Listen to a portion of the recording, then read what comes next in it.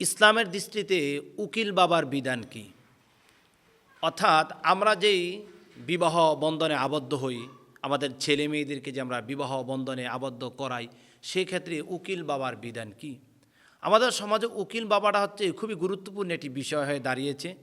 উকিল বাবা ছাড়া বিবাহই আজকে যেমন হয় না, আর উকিল বাবার সাথে মেয়ে নর্মালি দেখা করতে পারে, যেটা ইসলামের দৃষ্টিকোণ থেকে সম্পূর্ণ হারাম, পদ্মার দৃষ্টিতেও সম্পূর্ণ হারাম। এটা কখনো বৈধতা প্রদান করে না, কিন্তু আমাদের সমাজে ব্যাপক হারে উকিল বাবার সাথে সম্পর্ক, গভীর সম্পর্ক আজকে উপনীত হয়ে গেছেন।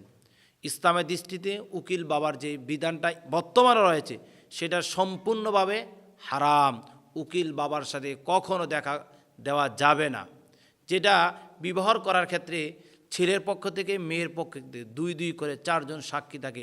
এই সাক্ষীগণের মধ্যে উকিল হচ্ছে অন্যতম একজন সাক্ষী, কিন্তু আমরা এটাকে নিজের আপন বাবার মতন মনে করে আমরা সেটা কাজ করি। উকিলের ক্ষেত্রে প্রথমত আপনি প্রাধান্য দিতে পারেন নিজের বাবাকে, তারপর প্রাধান্য দিতে আপনি চাচাকে, তারপর প্রাধান্য দিতে পারেন আপনি দাদাকে, তারপর বড় ভাইকে, বা একেবারে যারা আপনার কাছের অধিক কাছের মানুষ তাদেরকে উকিল দিতে পারেন। বাহিরের লোকদেরকে উকিল না দিয়ে নিজের অধিক কাছের বা নিজের একেবারে বাবা, দাদা, ভাই তাদেরকে উকিল দেওয়াটাই হচ্ছে উত্তমময়, সঠিক এবং উত্তমময় সিদ্ধান্ত। আল্লাহ সুবহানাহু ওয়া তাআলা বিবাহের ক্ষেত্রে আমাদেরকে কোরআনুল কারীম অনুযায়ী, নবী মুহাম্মদুর রাসূলুল্লাহ সাল্লাল্লাহু আলাইহি ওয়াসাল্লামের সুন্নাহ অনুযায়ী আমল করার তৌফিক দান করুক। আল্লাহুম্মা আমিন।